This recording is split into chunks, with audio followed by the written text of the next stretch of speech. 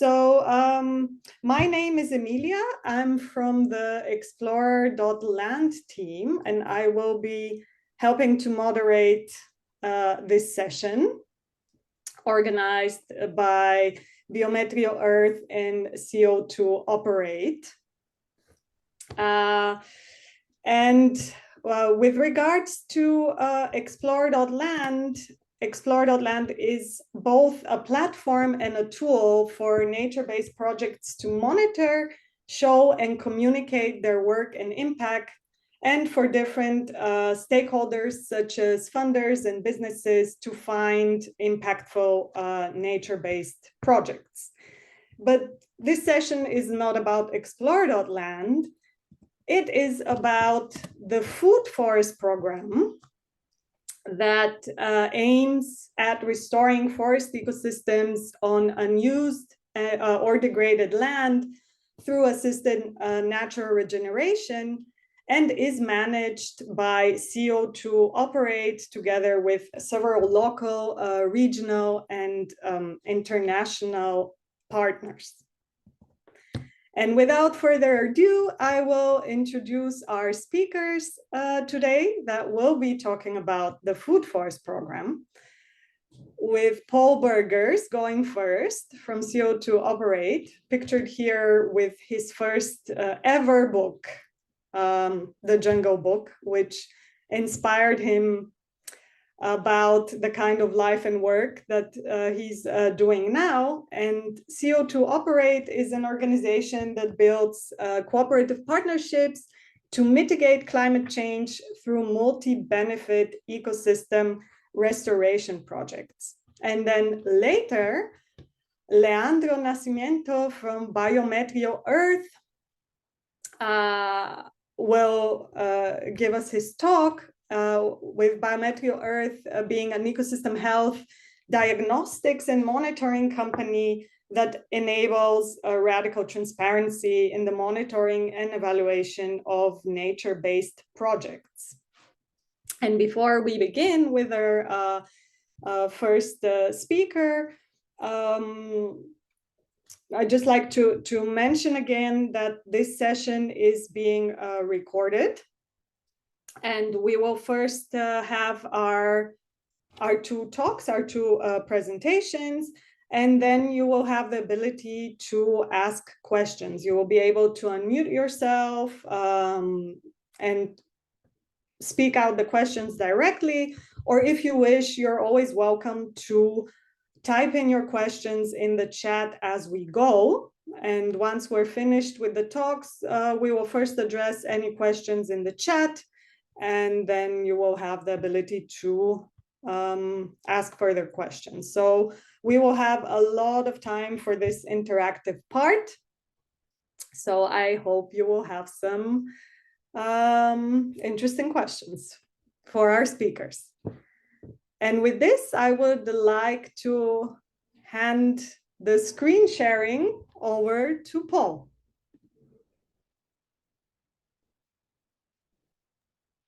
All right, can everybody hear me? Yeah, I hope so. Yes, good day, everyone. I just saw in the chat that people are calling in from even as far as Malaysia, New York. So we're all over the globe. So better to say good day to everybody or good evening. Let me start sharing in the presentation mode. Right, so I'm the founder and director of CO2 Operate, based in the Netherlands, but we are working in Indonesia. We have, as you can see on this slide, a site in West Sumatra, which is our flagship project, and that's where we will be talking about today. We started up in West Timor 2 years ago. We have a project in West Java, and we are hoping to move to Flores next year.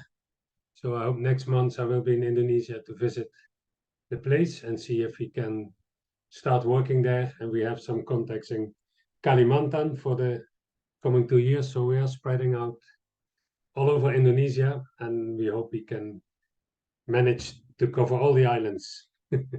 Not sure if I lived that long anyway. So this is our team in West Sumatra working with us. This picture was made in January, but it's now already September, so there's already 3 more people have been added to the team. So we are really growing because our work is really growing and the demand for our carbon credits is really high. So what do? We focus on really a restoration of ecosystems. So as you know, in forest areas has been a lot of degradation caused by logging, illegal logging, formal, informal forms of logging, say it politely. We have forest fires coming in, which has degraded the forest. After that, it is easy for large-scale, small-scale agriculture to encroach into degraded forest areas, quite often with inappropriate types of agriculture, thereby degrading the soils and leaving a really degraded land covered with imperata grasses, as you can see here. Wherever there's imperata or degraded land, that's where our program wants to start and move in to rehabilitate the area. So what we do, I will show you later on, we have a wooden plank. That's the only technique we use to start restoration activities. And within 5-6 years, we will have a food forest back, which a lot of production for farmers, where they can get food, they can get an income from selling the products. And as we found, there's a lot of biodiversity coming back. That's where we will focus on today. So what have we achieved so far? We are over 400 hectares brought back into producing food forests. And this coming year, we will at least add another 50, but probably 150 hectares to our sites. We have worked with 425 farming families at the moment, but depending on what we will achieve this year, 55 to 175 families will be added. So I said before, we are certified for our carbon sequestration by Plan Vivo. And the latest development is that we are closing the loop. So besides setting up the food forests using carbon investments, we are now helping the farmers to do local processing of their products so that they can get a better income instead of selling the raw materials.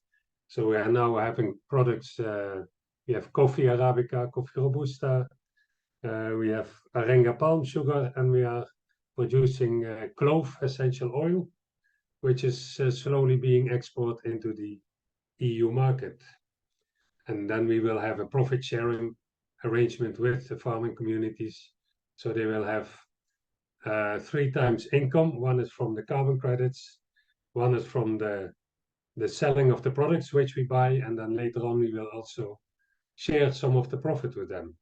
In that way, we are reducing poverty in the regions that we work. How do we work?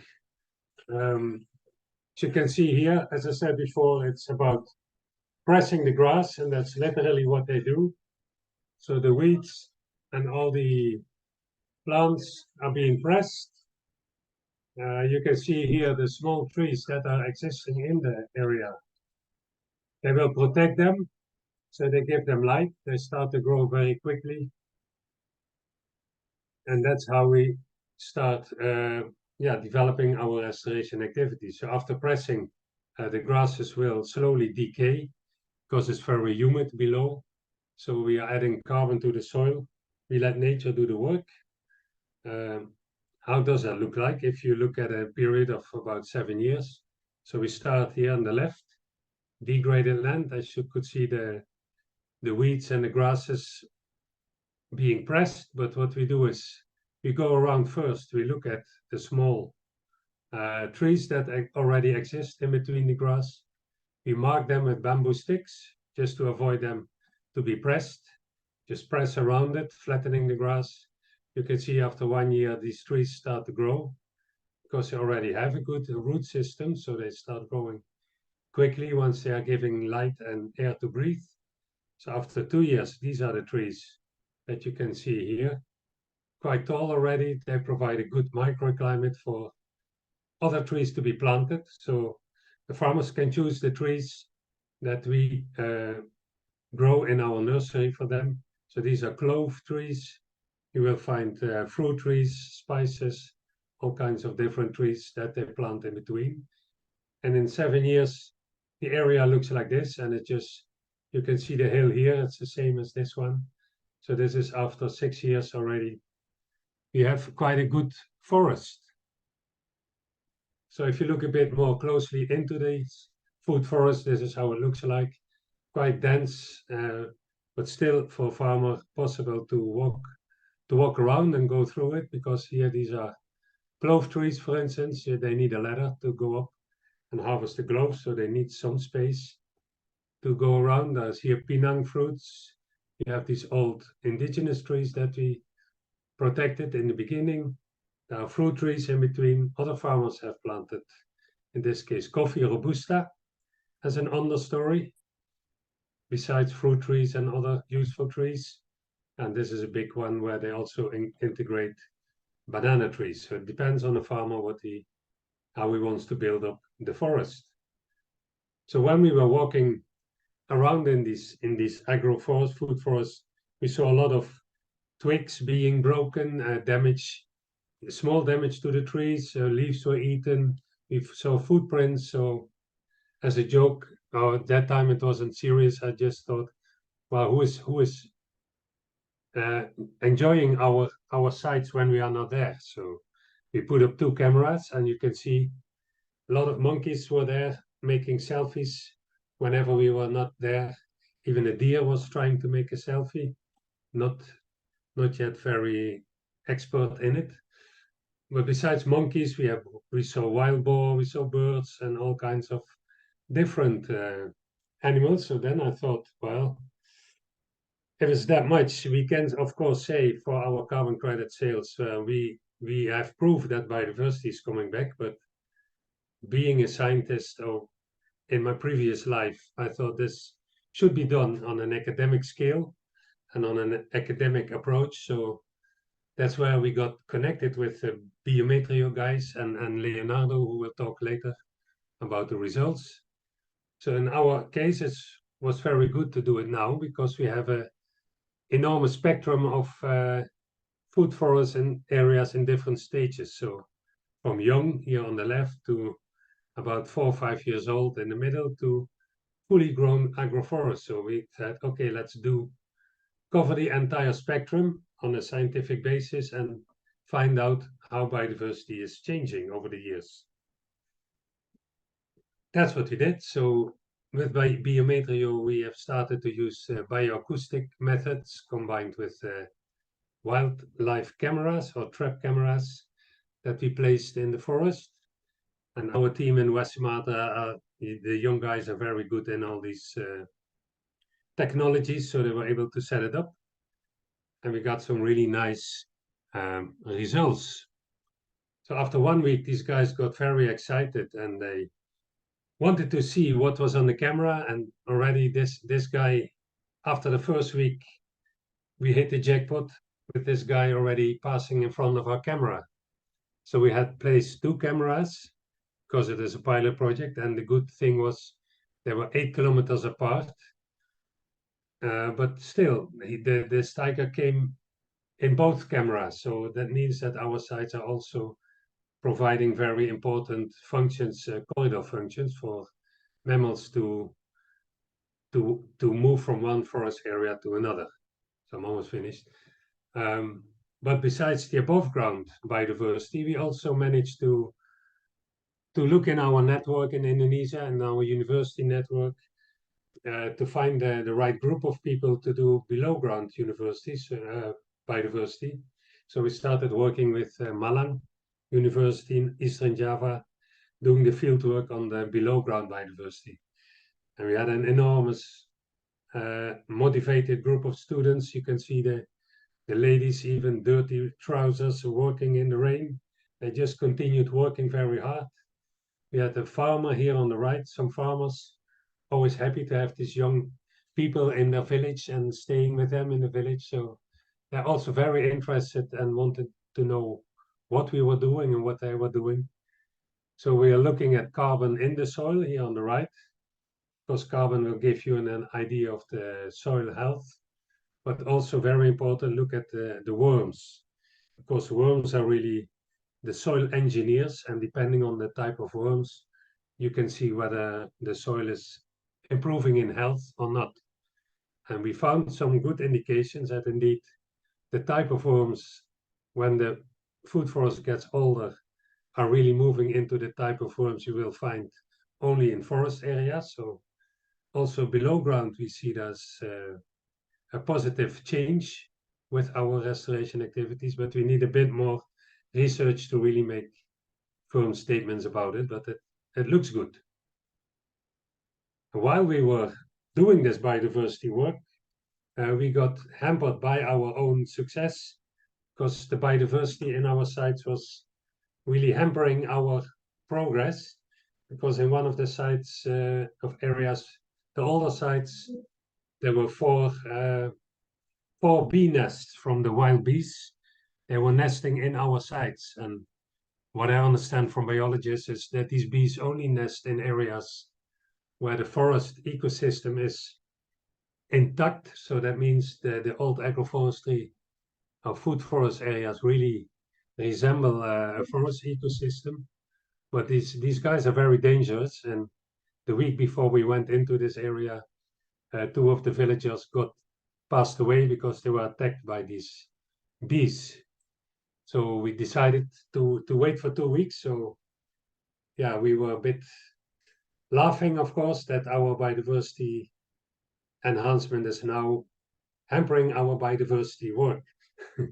And they were double aggressive because, as you can see, there were a lot of eagles flying over the site, because the eagles like to eat the larvae from these bees. And yeah, they were attacking the bee nest. So whenever you would come close, yeah, the bees would attack you. But after 2 weeks, when the larvae come out, all the bee nests were gone, because the bees will then fly out and go somewhere else. And after 2 weeks, everybody was able to go into this area and do their biodiversity work. And that resulted in quite some impressive results we never thought of. And to show you that, I think from here, Leandro will take over. Thank you very much.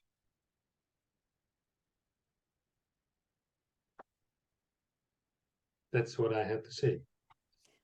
Thank you, Paul.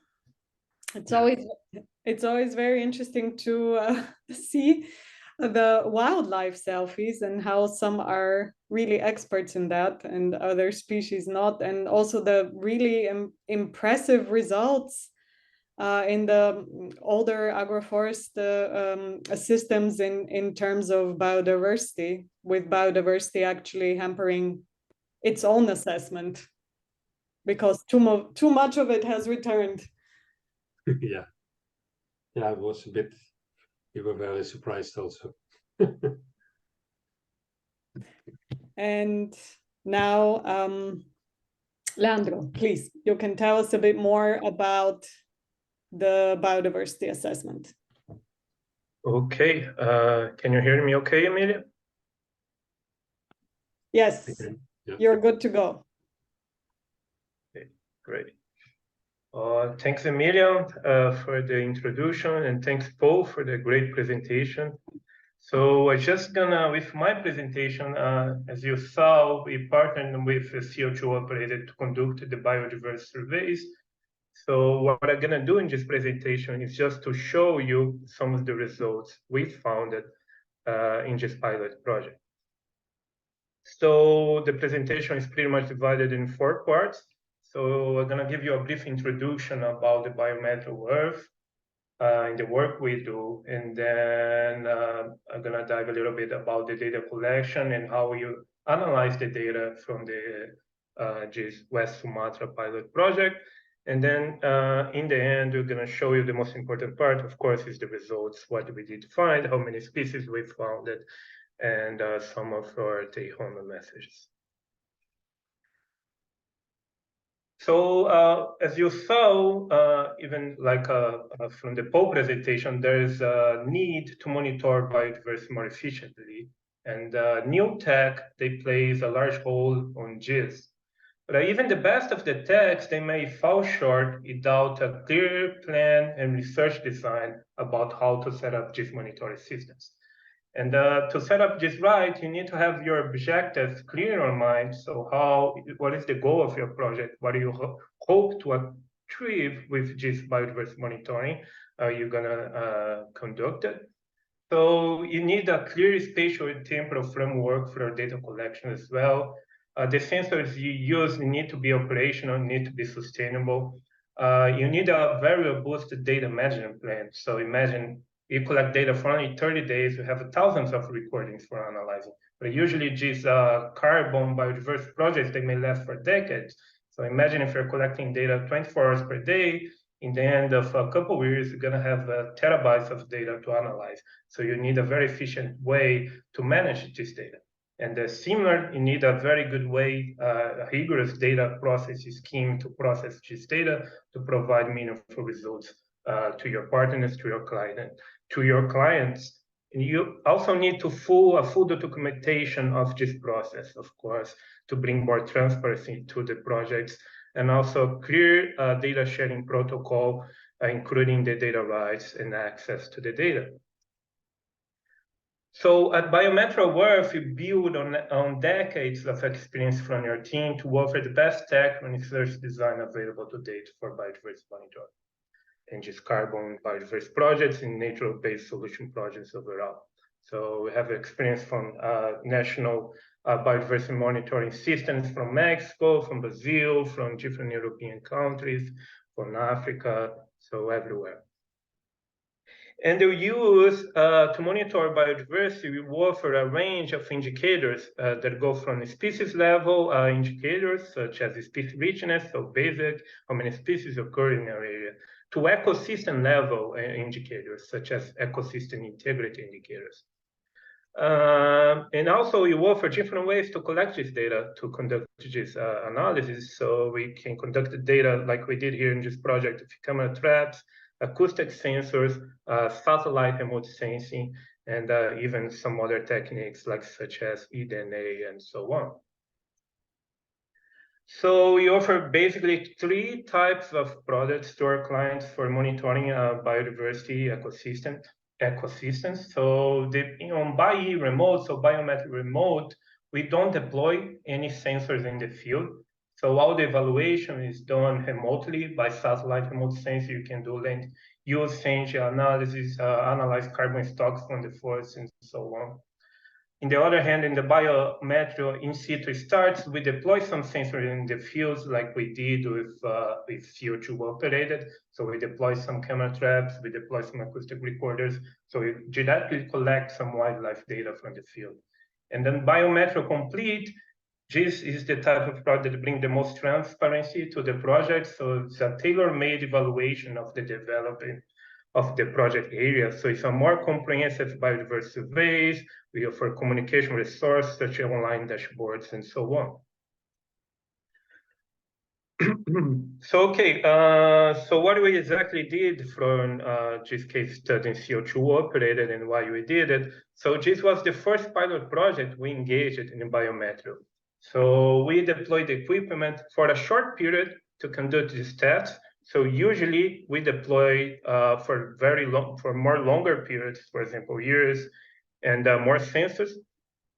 But our goal here was to just test our approach and still provide some meaningful insights to our partners, CO2 operated, to see how this biodiversity was changing if it was in the expected direction that you were expecting, right? So positive gain from biodiversity in just different as the agroforest farms were growing older. So we deployed the sensors in 4 land use types, like Paul explained. So you have degraded forest, so no intervention yet. So you have young agroforest farms, you have old agroforest farms, and as a control to compare with the agroforest farms, we also installed some sensors in secondary forests. So these are more intact forests there in the West Sumatra.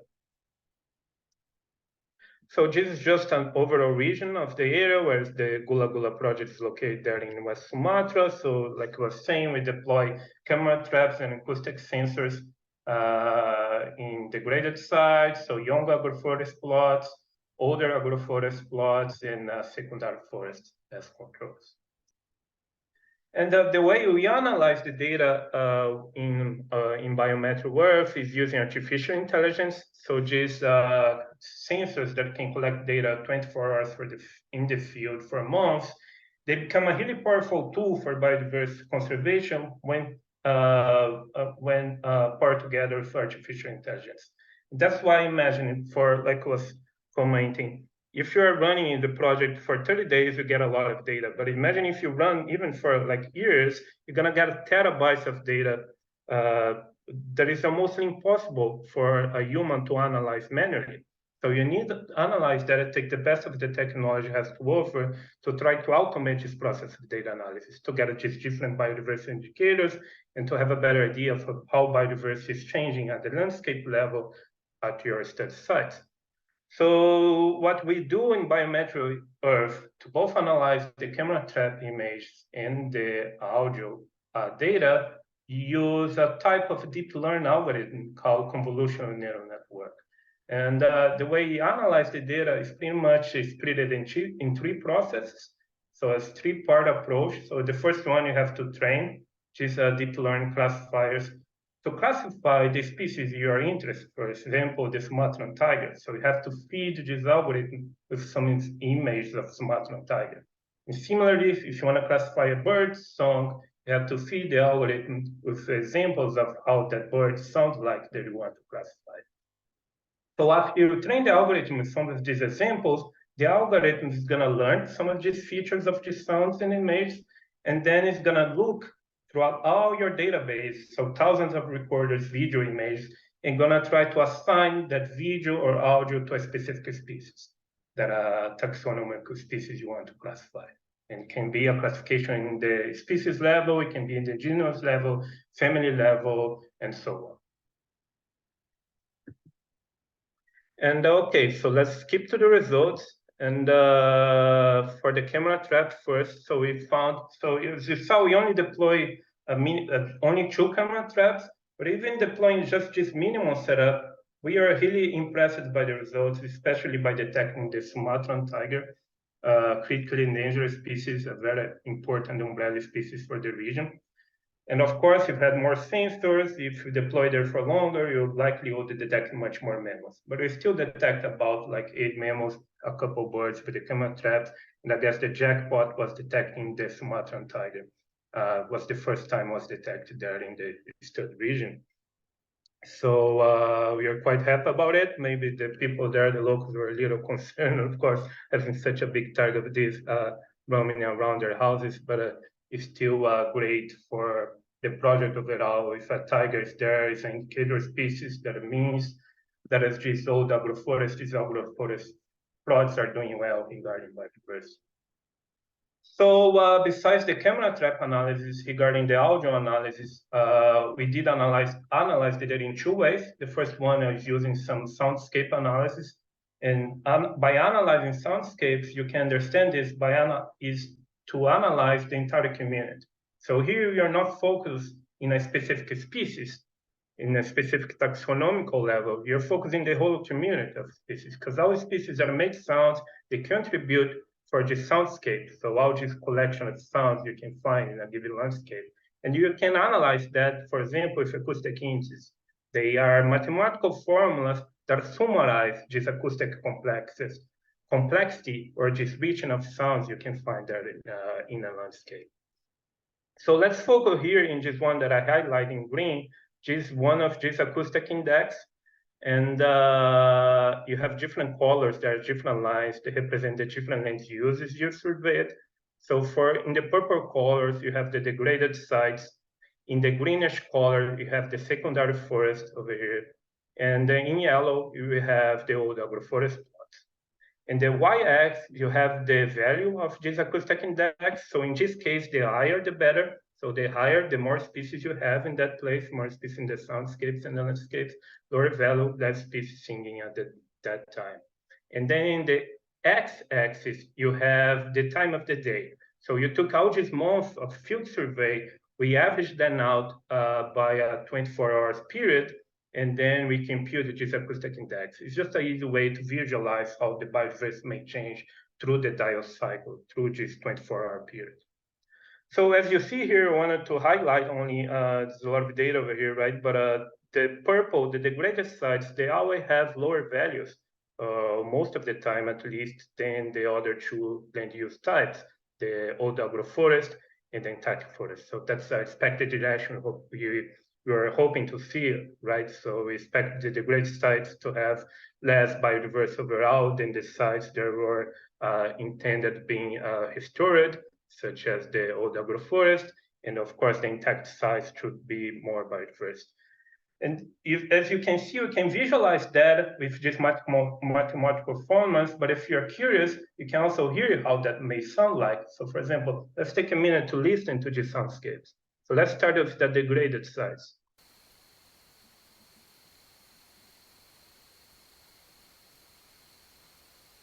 Can you hear it, Emilia? Can you just confirm? Yes, we Yes. can hear sound. Yeah, so you're hearing the degraded sites here. There's not much to hear over there. So you see in the degraded sites mostly empty. Maybe there's not many species there singing at the same time. So that's going to reflect in this soundscape analysis here. You're going to reflect in lower values over here, right? If you don't have many species singing at that time, specific time. But let's look at intact forest, for example. Now. There's much more going on with that. More species. We can listen for it a little bit, but you see there's several birds, frogs singing there at the same time. So much more rich soundscape. And again, that's going to be reflected in the soundscape analysis as you see by value here. And use the purple color with that for the regular stuff.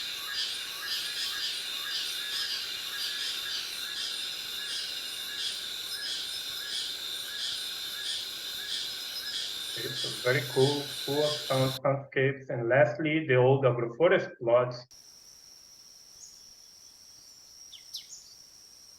So as you can hear, maybe it's quieter, but it's still more sounds than the degraded sites over there. You have a few birds singing now and then, some insects, squirrels in the background, and so on. So the advantage of using the soundscape analysis that it takes all this cacophony, all these different sounds over there, and try to complex and try to summarize that in just one number that we can use, like for conservation purpose, for example, for biodiversity monitoring. Right?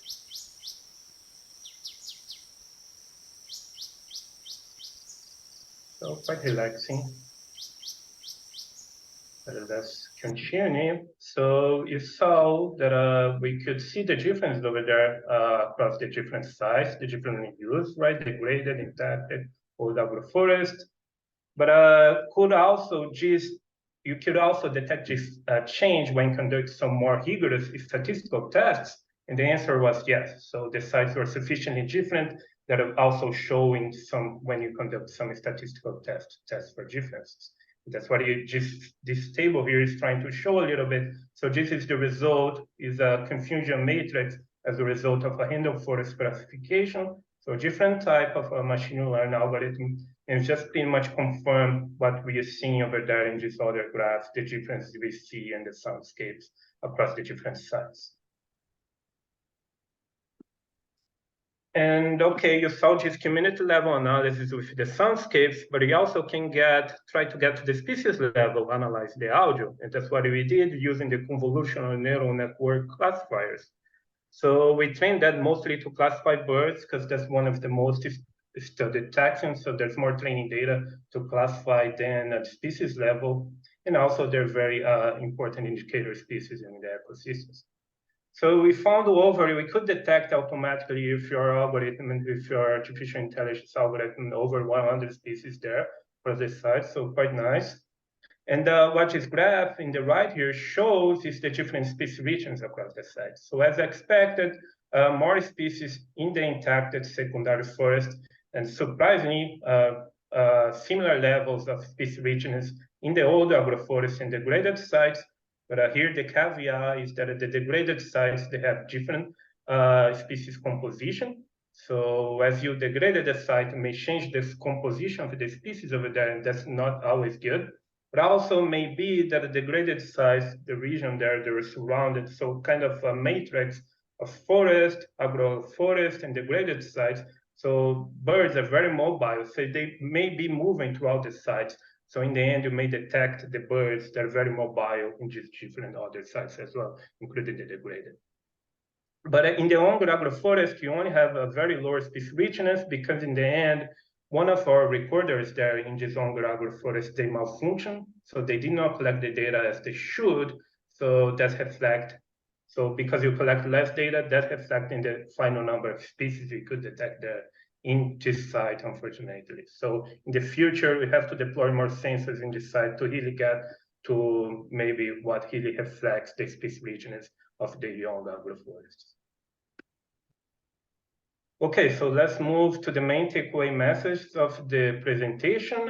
So the Sumatran tiger was captured in the video, like I said. So this is a critically endangered species, was captured by both cameras in the same night, about 8 kilometers apart from each other. So it's the first sighting since the project started.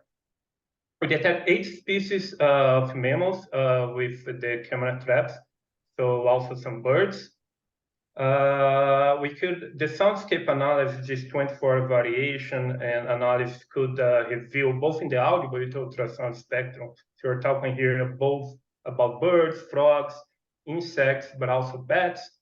They reveal difference in the sites and kind of support the restoration success with all the agroforest sites being more similar, with similar soundscapes to secondary forest control plots, for example. And overall, we detect over, as you see there, over 100 bird species detected using the existing classifier. And this automated approach also proved to be more efficient than manual validation.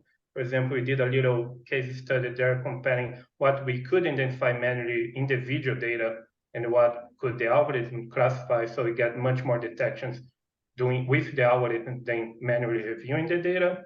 And also this kind of analysis could reveal some of the behavior of the species over there, because by the time they're detected, both in the audio and the video, we could know where the period of the fish is more active. So it might be indicated the time they're going out to hunt, for example, a Sumatran tiger, the time they go out to eating or going out of their nests and just kind of things. So quite interesting sites to also learn from this analysis. So the Panthera, the Sumatran tiger is a critically endangered umbrella species, and it was using for marketing, storytelling purpose by CO2 operated. The video ended up going viral on social media. So we got many sites from the in-situ sensors as to the species region, as I showed, but how the species are moving throughout the landscapes, the presence of prey, predators, activity patterns, so what time of the day the species are more active or not, some behavior analysis. And that's really interesting because, for example, if you use just some one tag or another, like such as eDNA, you may not get some insights about the activity level of the species, what time they're more active. You may just get the presence and absence of the species. So that's why it's interesting to couple these different technologies to get a better holistic view about the biodiversity in a region. And overall, our system offers a much more than biodiversity monitoring. So it's an interactive storytelling tool for NBS projects to demonstrate bioimpact. And that's shown not only with our rigorous scientific analysis, but also with the videos and the soundscapes that can be produced for storytelling. So you see the different videos over there, the Sumatran tiger walk around. So that can really help with storytelling for different projects around the world, right? Because these species are very charismatic. And with that, I thank you, and I give back the presentation to Emilia. If you want to reach us out, that's the email. And we are based in Germany right now in Saarbrücken.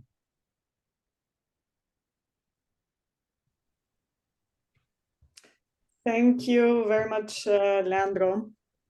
It was really insightful to see all the data that you collected and how you analyzed it, and especially to hear the different soundscapes and to actually really hear the differences between a degraded landscape, an intact forest, and an old agroforest. I think this is really powerful.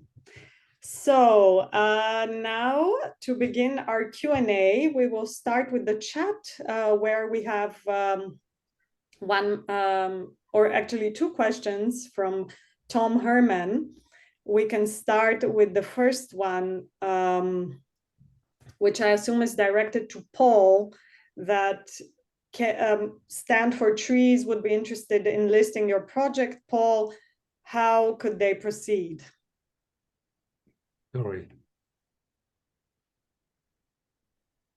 Sorry, what did you say? Yes, Stand for Trees would be interested in listing your project. How could they proceed? Maybe, I guess the first step would be for you, Paul, to write down your email in the chat. Yeah, I will do that. And also, Tom would be interested to hear that's towards Leandro about the pricing for biodiversity measurement services and also for the carbon offsets that we previously heard about. Somebody sneaked in. Yeah, kids hijack all meetings, even the most official ones, especially. Now, for my pricing can be short. We are getting between 25, 30, 35 euro already for 1 ton of CO2. So 1 carbon credit, that's between 25, 35 euro, depending on my negotiation skills at that particular moment. I'm convincing them, but that's mostly between 25 and 30. That's what we get. For the biodiversity work, I think Leandro can answer that one. Yeah, actually, I'm a scientist in the company, so I guess I could move that question to Fabio and Werner that are here in the talk as well. They also work in the biometry, more in the Felix team. So. Yeah, thank you, Leandro. I will just hop into that question because I saw it in the chat already, and I was about to answer straight on that. That's an absolute individual thing that we have to talk through, because it depends on how many cameras will we need, how many microphones, what will be the services, how long will be the measurement and all that. So this is a very individual thing that we have to calculate for each project, and there is no baseline that I could say it's about that amount of money. But yeah, I'd be happy to answer you, Tom, if you want to write me, or I send my email in the chat, right, as an answer, so we can stay in contact, and I'll be happy to answer your questions in an individual talk. Thank you, Vanna. We have more questions in the chat coming up. I would just like to mention at this point that everybody is able to unmute themselves if they would like to ask the question directly. So while you're thinking of more questions, I'm proceeding with the next one in the chat, directed to Paul from Manje Kumarasamy. I excuse myself if I'm not pronouncing the names correctly. Curious to know, Paul, do you plan to expand this approach internationally? Do you have a method to identify potential regions and customers, and are you working with government bodies to adapt a regulated biodiversity credit system? Yeah, I get this question quite often about the international component. So far, we haven't tried yet because Indonesia has 25 million hectares of degraded land, so we're still busy in Indonesia. But we may look in the future into other countries, and yeah, but we haven't given it a thought. Yeah, Vietnam would for us be a second place to start because we have a good network there as well, and it's therefore important indeed to work with government bodies in the different countries. We also work with the Ministry of Backward Regions and Transmigration in Indonesia. So with them, we also identify areas where to work and where it's most needed for the local people to benefit from these projects. So that's indeed important. And yeah, a biodiversity credit system, I'm not sure what you mean, but I know we are certified on the Plan Vivo, and there will be a biodiversity standard coming out soon from Plan Vivo. So I don't know exactly if, but we may get involved into that with the bioacoustic work done by Biometrio, but that's still under discussion, what I understand. But if that's the case, then we would be able to sell biodiversity credits as well, which would be great. So hope that answers your question, or why is it? It's gone. Yeah. Hey, Paul, thanks for answering the question. No, the reason I was asking the final part is just, we've seen what's gone with the carbon market, where it's not regulated and the pricing is all over the place, and there's a lot of things that are done bad, right? So I think what you have is amazing, and if you engage initially from the beginning to take on more of a regulated approach, I think it would be beneficial, right? Because you don't want to be reinventing that whole situation where it's all of a sudden, companies and people are claiming and countries are claiming biodiversity credits, and you got double materiality, like all these other things that are taking place, right? You want to avoid it. That's that's my 2 cents.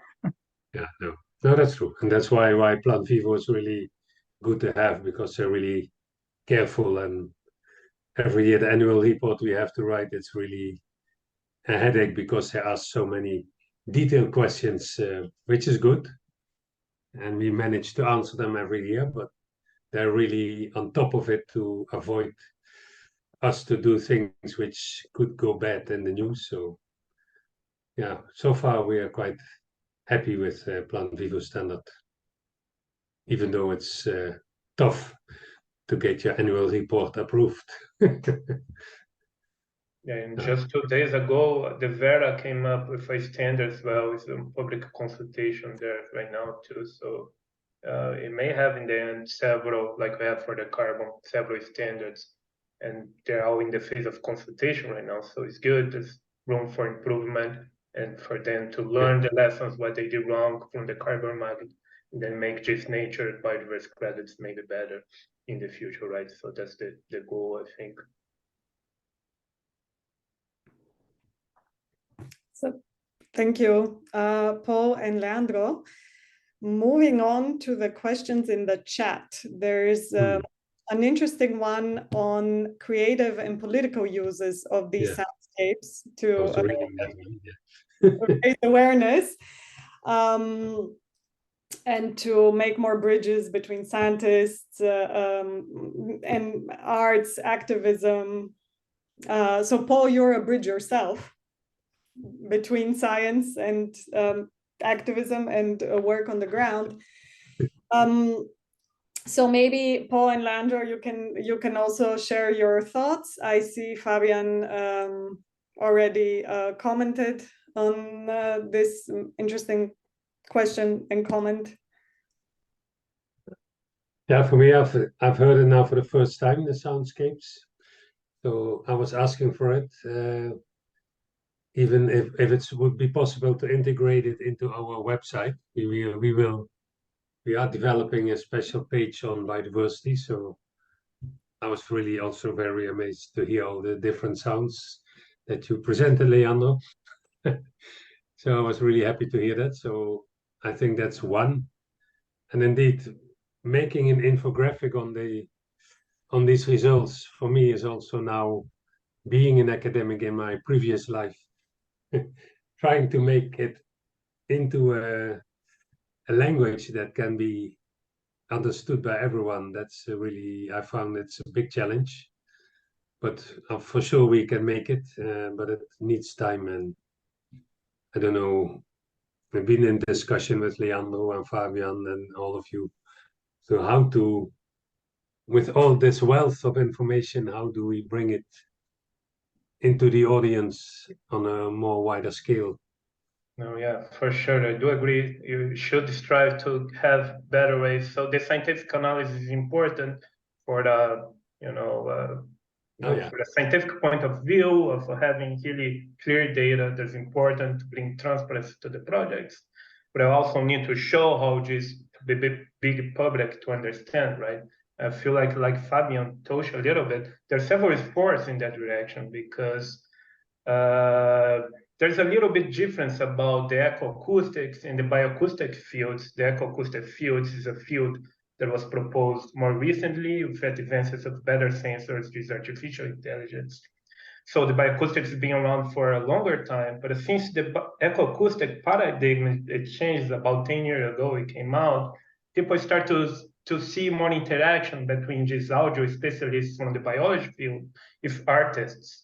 And that's important because come up with some very interesting projects, ideas to show up your projects. Or even like concerts being done with soundscapes. So using these natural sounds, these natural soundscapes to bring out holy concerts for the people to raise their awareness about climate change, biodiversity changing. And I saw that project, for example, Utah, there is a residence orchestra there at Utah State University, where they come up with this project. There was physicists involved in narrating the story, and there was this music made of soundscapes where they could play the music and talk about climate change, biodiversity conservation. So it's one of the best examples I saw about like bringing art and science together.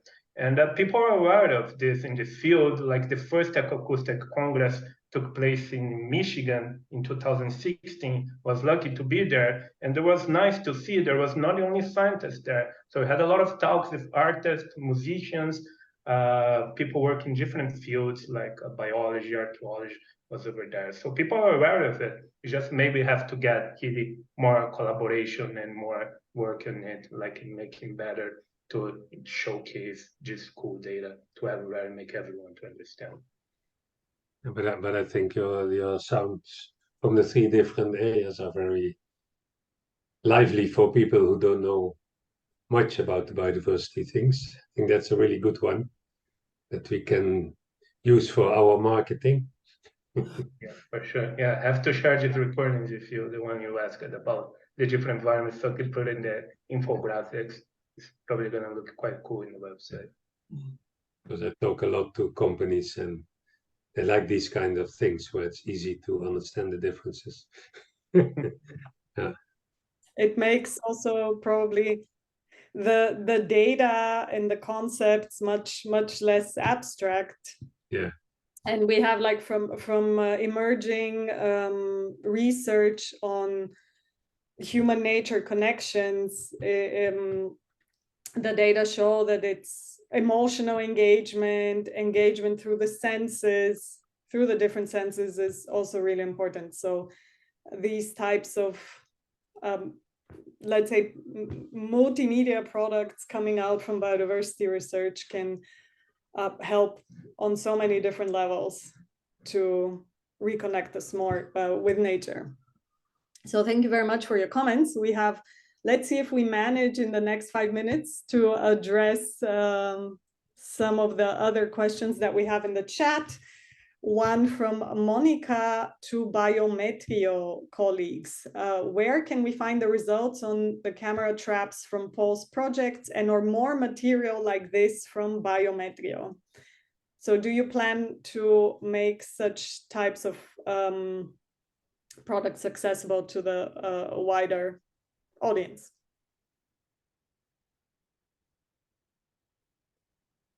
Yeah, we will, as I said, we are developing a special page on our website where all these videos will be showcased. I have a YouTube channel but it's not very well organized yet. But I'm trying to find somebody who can do it for me. So then it's really time to make it a bit serious and make all these videos available to people who want to see it. And yeah, so that's the idea for the future. Yeah, the same for biometry. We're working with some designing company to make our dashboards looking better. So we analyze all the data in the cloud, we visualize some of this data in the cloud. We still have to work a little bit better on the design to really make them showcase just different projects in a website or some platform. But we're working on that. We don't have, unfortunately, some link to send you right now, though. Only the website. Yeah. So, I'm coming.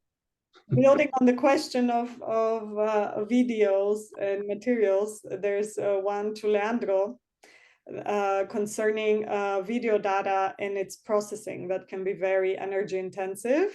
How are you addressing this challenge? Yeah, like I said, we do it in the cloud. So for us, it has been working quite well with both these. We have two very large data flows, or maybe three if you count the satellite remote sensing. So we did a pretty good job in automating all this process. So as the data comes from the field, you retrieve metadata, these kind of things, and then we run these algorithms in the cloud to the final goal of getting the species detection, right? So once you have the species detection, we can try to calculate these other indicators like species richness, the species, the functional traits of the species, functional holes, landscape integrity indicators, the soundscape indicators, the ecosystem indicators, so on. So we rely on cloud computers. So that's the best way you have done so far. So we store our data in the cloud. Of course, we need a lot of space, but we have a deal with some companies that provides us with enough processing power we need to run our projects. So for running this algorithm, sometimes, for example, I think for running the data Paul collected, took us 1 week of data processing for both the audio and the video data. So not that much. Thank you. Thank you, Leandro. I'm sorry, I have to rush through the last questions. Moving on to one from Pavlos, asking, or starting a comment first, that the key standards and VVBs are in support of digital MRV tools in monitoring, but how does that work in practice? Have you demonstrated that these observations can actually be used for project validation and verification? I guess this question is open to both Paul and Leandro. Sorry, I was answering one of the questions in the meantime. Sorry. Repeat again, sorry. Yes, if the results now coming out of digital MRV tools, are they useful in practice for project validation and verification? Okay. Yeah, I hope so, because I think bioacoustics are really, because it's a very animal friendly way of looking at biodiversity instead of putting up nets and traps. And so I really hope that it will be accepted. And I think Plan Vivo is looking into this issue of the bioacoustic methodology. So then it would be, if they agree, then for sure Plan Vivo would be one of the first bodies to accept this methodology, and they are looking at us because we seem to be first one to do this. So we will certainly promote this kind of methodology within Plan Vivo. Great. And I think it's really good because it's compared to the traditional way of setting up traps and causing a lot of stress among the animals. I think this is really the way forward, and it's amazing what we achieved in just 1 month. So yeah.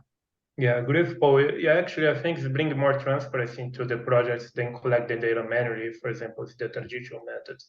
Because imagining all these recordings you make from the audio sensors and the camera tracks, we store that in the database. So anyone can have, if someone wanna check the results you have, they can try to rerun the analysis. Just rerun the scripts. You're gonna see if you're really getting the same numbers of species and you hitting the same conclusions. So actually bring more transparency because the data is archived, so it creates like an image of how that place it looks like. If you preserve that data, it can be here forever now, like a voucher for a museum, right? Just sound recordings, just camera trap videos. So it's like storing sounds and data for perpetuity. 100 years from now, someone, if they're interested, they can rerun the analysis and see what results they can get. So actually can bring more transparency to the projects. Thank you. And before we close, I guess this is the question of the session. Finally, what does a tiger have to say about carbon credits? Maybe 2-3 sentences. Yeah, I think Tiger is quite happy because of our carbon credit income, we can restore ever-growing areas, and the Tiger already using our sites to move from one forest area to another, where he in the past probably wouldn't have done that. So I think it makes his life easier and also more protective by using sites between two patches of forest to wander around. Thank you, Paul. Leandro? Also with Paul, and the tiger's umbrella species you see, it can be used so it can say a lot of biodiversity. It's like if there's a tiger, it also means there's a lot of birds over there. It may also mean there's a lot of insects and all these other biodiversity factors. And maybe the most important factor in this project specific is also bringing benefits for the local communities over there, right? To help fight poverty and just problems we have in the tropical region. Thank you, Leandro. So I guess what the tiger says is that when you do a carbon project right, it can really benefit nature and people at the same time. So thank you everyone for joining us today in this session on what does a tiger have to say about carbon credits. This session was recorded and will be sent to all who registered, together with Paul and Leandro's emails. If you would like to send them more questions, continue the discussion, or start a collaboration, you will have this information very soon. So thank you, everyone. I hope you have an inspiring and productive rest of the Climate Week. Will the chat be saved, or because there are so many interesting links they put up? Yes, it should be in the recording, but I also noted them. Paul was yes. I see my colleague Jill replied yes, so we have it all noted down. Thanks everyone also for all the links that I see passing by. Thanks everybody. Thanks for joining us. Yeah. Thank you.